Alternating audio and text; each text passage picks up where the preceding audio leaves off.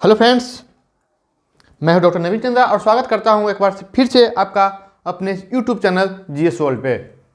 आज का हमारा टॉपिक है अहमद शाह अब्दाली एक आक्रमणकारी। हमने पहले भी बात करी है कि भारत पर बहुत सारे विदेशी ताकतों ने आक्रमण करी, वो भी भारत की संपत्ति को लूटने के लिए। जब भारत की केंद्रीय सत्ता कमजोर हुई है, तब तक विदेशियों ने आक्रमण करके भारत को और भी ज़्यादा खोखला करने का काम किया है।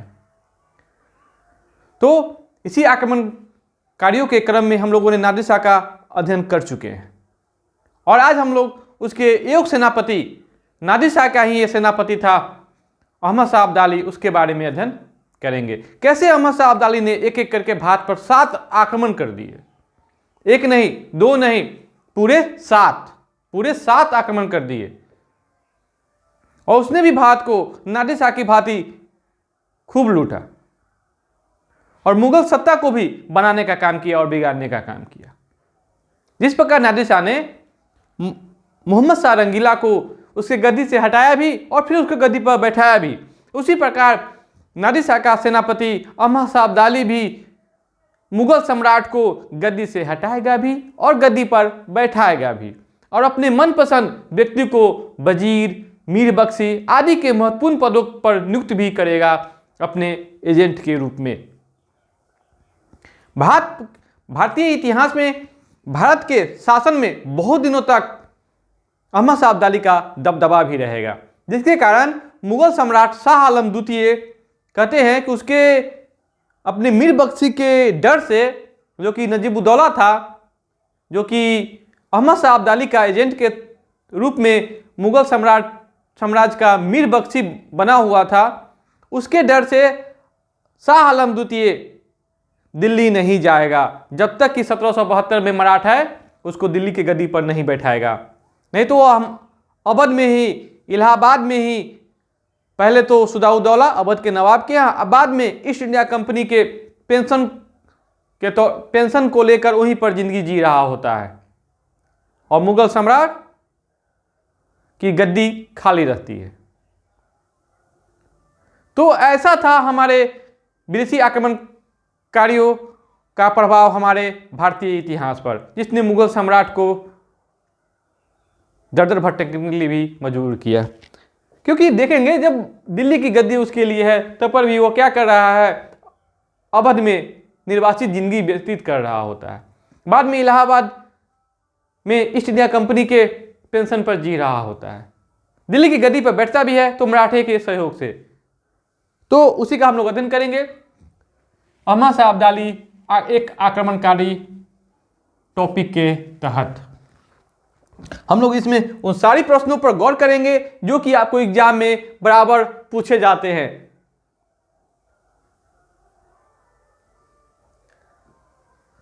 अहमद शाह अब्दाली किसका सेनापति था? तो नादिर शाह का सबसे योग्य सेनापति था। नादिर शाह का सबसे योग्य सेनापति कौन था? अहमद शाह अब्दाली। नादिर शाह जब भी आक्रमण करने कहीं जाता था तो उसके साथ उसका एक सेनापति अहमद शाह अब्दाली भी साथ होता था। कहते हैं अहमद शाह अब्दाली की योग्यता को देखकर, उसकी पराक्रम को देखकर नादिर शाह ने कहा भी था कि योग्यता में और चरित्र में मैंने ईरान में, तुरान में तथा हिंदुस्तान में अहमद शाह अब्दाली के जैसा कोई आदमी नहीं देखा है। यानी कि नादिर शाह को अहमद शाह अब्दाली पर इतना ज्यादा विश्वास था कि इसकी योग्यता ऐसी है, इसका चरित्र ऐसा है, इसका पराक्रम ऐसा है कि ईरान से लेके तुरान तक, तुरान से लेके संपूर्ण हिंदुस्तान तक में, पूरे इस एरिया में अहमद शाह अब्दाली के बराबर कोई आदमी नहीं देखा। किसका कथन था? तो नादिर शाह का, जिसको हम लोग ईरान का नेपोलियन कहते हैं। ईरान का नेपोलियन किसको कहते हैं? नादिर शाह को।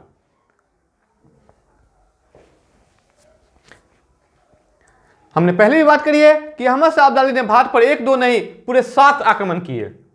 इसका समय काल है 1748 से 1767, यानी कि 17 और 2 19 वर्ष के बीच में अहमद शाह अब्दाली ने भारत पर कुल 7 आक्रमण किए। बहुत ही इंपॉर्टेंट है। कितने आक्रमण? 7 आक्रमण किए। और 7 आक्रमण को हम लोग देखेंगे कि 4 आक्रमण इसमें पंजाब में होगा, 1 पानीपत के युद्ध में और 2 होगा सिखों के विरुद्ध। हो गए 7। 7 आक्रमण में 4 बार वो कहां आक्रमण करेगा? तो पंजाब पर आक्रमण करेगा। 1-2 आक्रमण में वो असफल भी होगा, लेकिन धीरे धीरे वो सफल होकर भारत में प्रवेश कर जाएगा। तो 4 बार वो पंजाब पर आक्रमण करेगा। एक में पानीपत का तृतीय युद्ध, जो कि भारतीय इतिहास का निर्णायक क्षण है, और 2 छठा और 7वां जो उसका आक्रमण होता है वो सिखों को सजा देने के लिए होता है, जो उसको हम लोग आगे पढ़ेंगे। 23 जनवरी बहुत ही महत्वपूर्ण तिथि है। 23 जनवरी 1757 को अहमद शाह अब्दाली ने दिल्ली पर कब्जा कर लिया। कहां कब्जा किया? दिल्ली पर कब्जा कर लिया। जिस प्रकार इसका जो राजा था अहमद शाह अब्दाली का, नादिर शाह, उसने भी 1739 में दिल्ली पर कब्जा किया था। उसके ठीक कितने साल? 18 साल बाद 18 साल बाद 1739 से 1757, 8, 9, 17, ठीक है। तो 18 साल बाद अहमद शाह अब्दाली भी दिल्ली पर कब्जा किया था।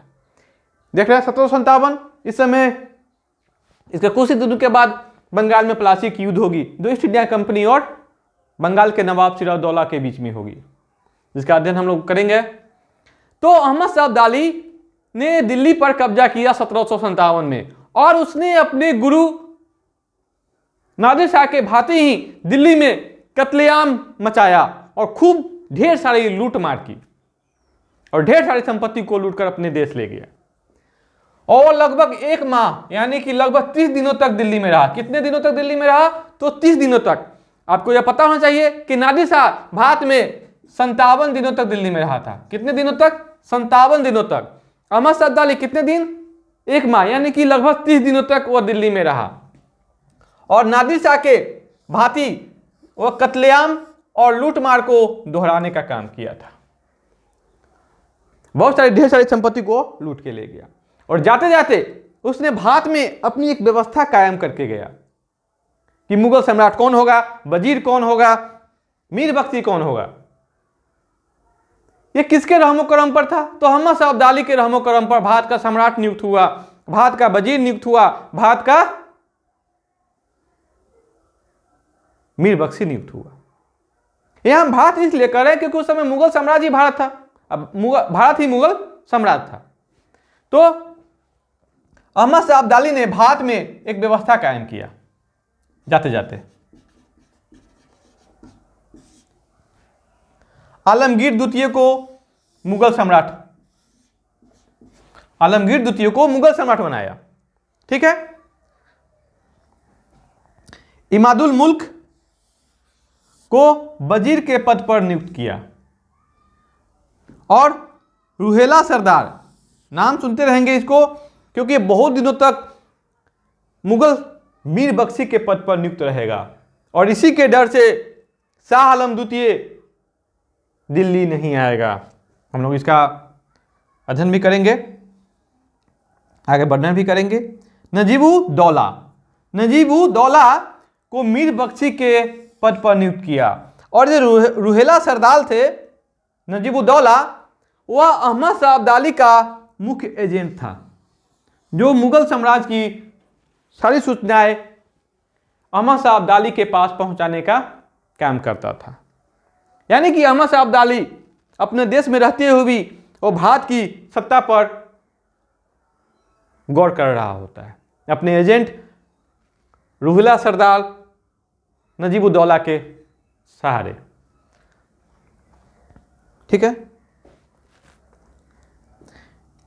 यही नहीं, कश्मीर, लाहौर, सरहिंद तथा मुल्तान,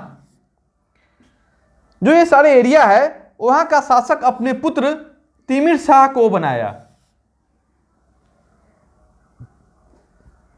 यह देख रहे हैं, ये अपने गुरु नादिर शाह के बनाए रास्तों पर ही चल रहा है। नादिर शाह भी अपने पुत्र को सिंधु नदी के पश्चिम का जो एरिया है उसका शासक बनाने का काम किया था, और वहां वो भी जाते जाते मुगल साम्राज्य की व्यवस्था को स्थापित करके गया था। तो ठीक उसी प्रकार अहमद शाह अब्दाली भी काम कर रहा है।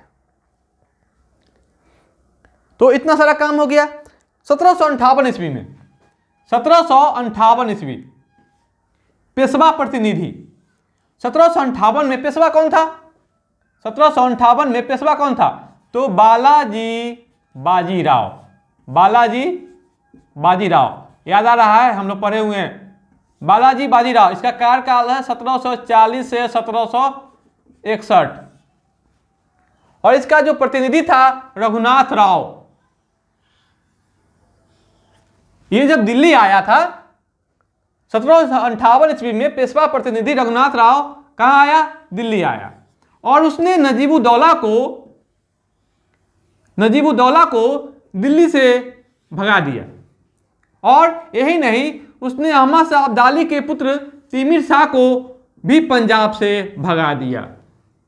और ये जब मराठों की सबसे बड़ी यहीं पर गलती हो जाएगी, वह अहमद शाह अब्दाली से अब डायरेक्ट पंगा ले लेगा, क्योंकि एक तो उसके एजेंट नजीबुद्दौला को दिल्ली से भगा दिया गया, जो कि मुगल साम्राज्य का मीर बख्शी था, और वही दूसरे अहमद शाह अब्दाली के पुत्र तिमिर शाह को भी पंजाब से भगा दिया, जिसको अहमद शाह अब्दाली ने जाते जाते वहां का गवर्नर नियुक्त किया था, शासक नियुक्त किया था। अब इसी का जो परिणत होगा कि पानीपत का तृतीय युद्ध होगा, क्योंकि अहमद शाह अब्दाली मराठों से रुठ हो जाएगा, जिसके कारण वह पानीपत के तृतीय युद्ध में मराठों का सर्वनाश कर देगा एक तरह से। तो इसी का परिणत होगा 14 जनवरी 1761 ईस्वी में पानीपत का युद्ध, जिसको हम लोग कहते हैं पानीपत का तृतीय युद्ध। पानीपत का तृतीय युद्ध, इसका हम लोग वर्णन भी किए हुए हैं, एक हमने चैप्टर ही लिया था पानीपत का तृतीय युद्ध।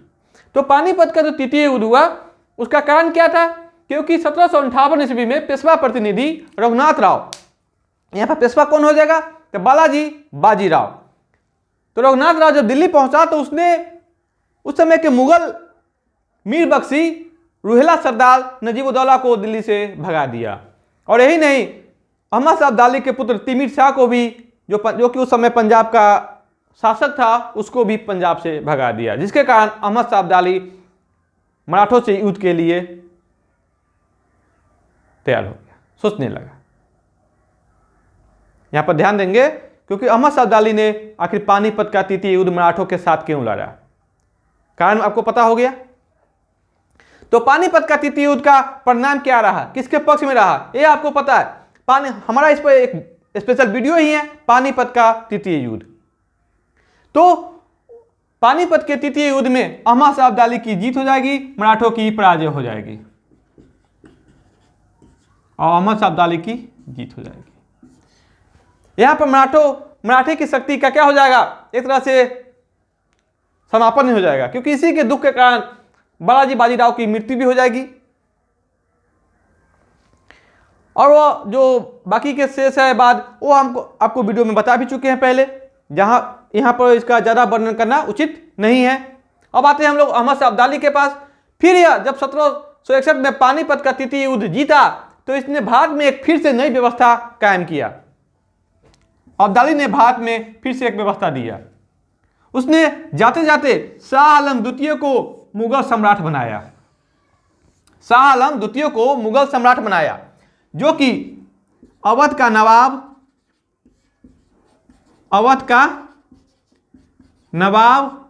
सुजाउदौला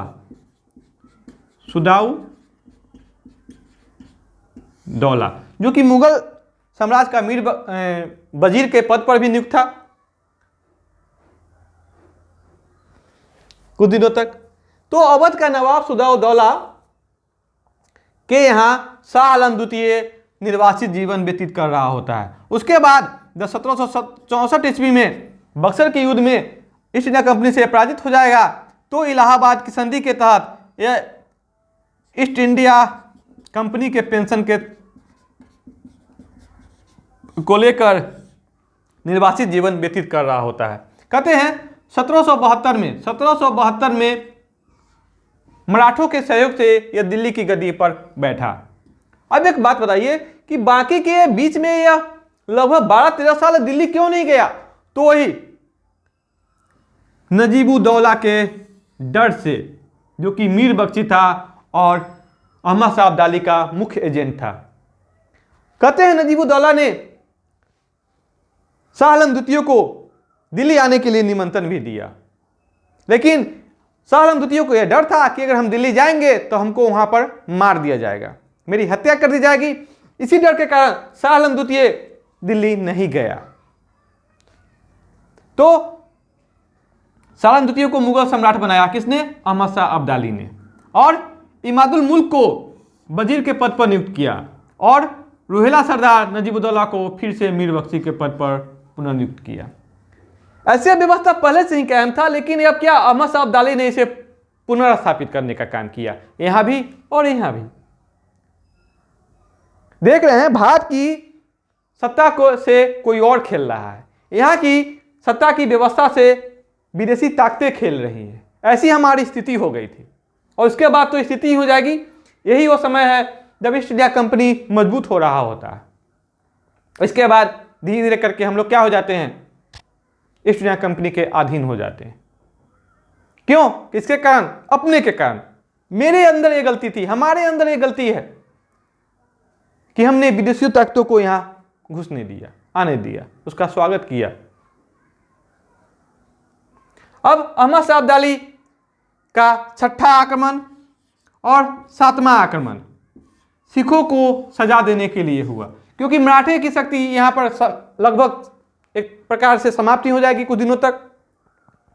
उसके बाद सिख मजबूत हो जाएंगे। तो सिखों की सजा देने के लिए 1767 ईस्वी में 2 आक्रमण किए अहमद शाह अब्दाली ने, लेकिन सिखों को पराजित नहीं कर पाए। सिखों को पराजित अहमद शाह अब्दाली नहीं कर पाया। क्यों? क्योंकि उसी समय उसके सैनिकों ने बगावत कर दी और बगावत के कारण अहमद शाह अब्दाली को भारत से वापस अपने देश लौटना पड़ा। तो ये रहा अहमद शाह अब्दाली का पूरा विवरण, जो कि आपके एग्जाम के लिए काफी लाभदायक होगा। और हमारा ये वीडियो आपको कैसा लगा कमेंट बॉक्स में आप लोग कमेंट जरूर करेंगे। आप प्लीज मेरे इस वीडियो को लाइक, सब्सक्राइब और शेयर करेंगे। धन्यवाद।